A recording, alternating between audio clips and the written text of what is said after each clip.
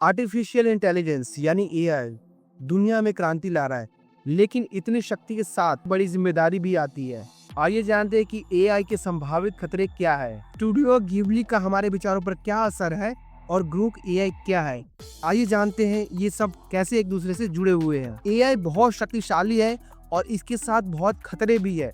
जैसे एआई बायस हो सकते हैं, एआई जो डेटा पे ट्रेन होते हैं या जो उसमें एल्गोरिथम डाला जाता है, अगर कुछ उसमें भेदभाव होता है तो नौकरियां भी जा सकती हैं। इससे हम इंसानों के लिए खतरा उत्पन्न हो सकता है, कई तरह की मुसीबतें भी आ सकती है।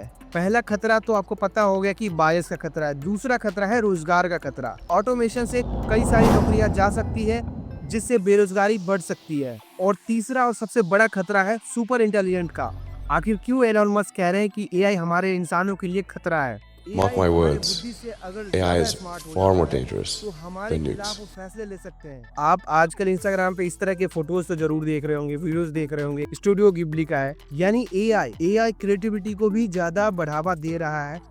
हम उसका इस्तेमाल करके, हम एआई का इस्तेमाल करके अच्छे इमेजेस बना सकते हैं, अच्छे क्रिएटिविटी बना सकते। इस तरह के इमेजेस बनाने के लिए लोग लाखों रुपए देते हैं फ्रीलांसर को या जॉब पे जिसको हायर करते हैं। स्टूडियो गिबली ने मात्र कुछ सेकंड में, मात्र कुछ मिनटों में ही इस तरह के इमेजेस बनाना शुरू कर दिया है। तो इससे हम जान सकते हैं कि ये कितना इंटेलिजेंट हो सकता है, खतरा हो सकता है। घंटों का काम मिनटों में कर देता है।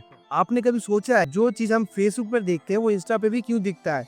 और उसके पीछे रहता है एआई। वो हमारे मन के साथ खेलता है। उसको पता है कि हम क्या देख रहे हैं, हमें क्या चाहिए, हमें किस तरह की इंफॉर्मेशन चाहिए। एक और सबसे बड़ा खतरा है प्राइवेसी का। अब हम सारे डेटा ऑनलाइन देते हैं। फेसबुक, इंस्टा, सबको पता है कि हम किस तरह के कंटेंट्स देख रहे हैं, कंज्यूम किस तरह के कंटेंट कर रहे हैं। हमारा डेटा सभी फेसबुक और इंस्टाग्राम के पास है, तो इस तरह से प्राइवेसी को भी नुकसान हो सकता है। एआई हमारी हर एक्टिविटी को ऑनलाइन ट्रैक करता है और उसके हिसाब से हमारे पास कंटेंट डिलीवर करते हैं। एक और सबसे बड़ा खतरा ये है एआई कि जब से एआई आए हैं, एआई के ऐप्स आए हैं, लोग एक दूसरे के संपर्क में आना बंद कर दिया है। लोगों का मिलाव कम हो गया है।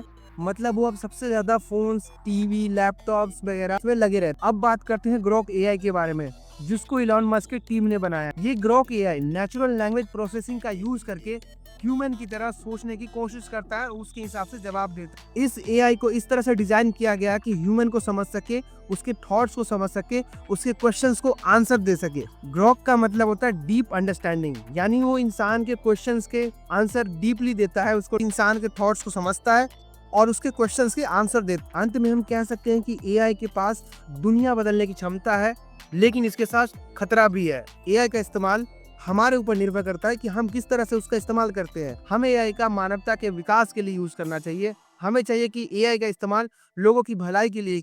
तो अब आपसे सवाल है मेरा, आपने किस तरह से एआई का इस्तेमाल किया है? कमेंट में जरूर बताएं।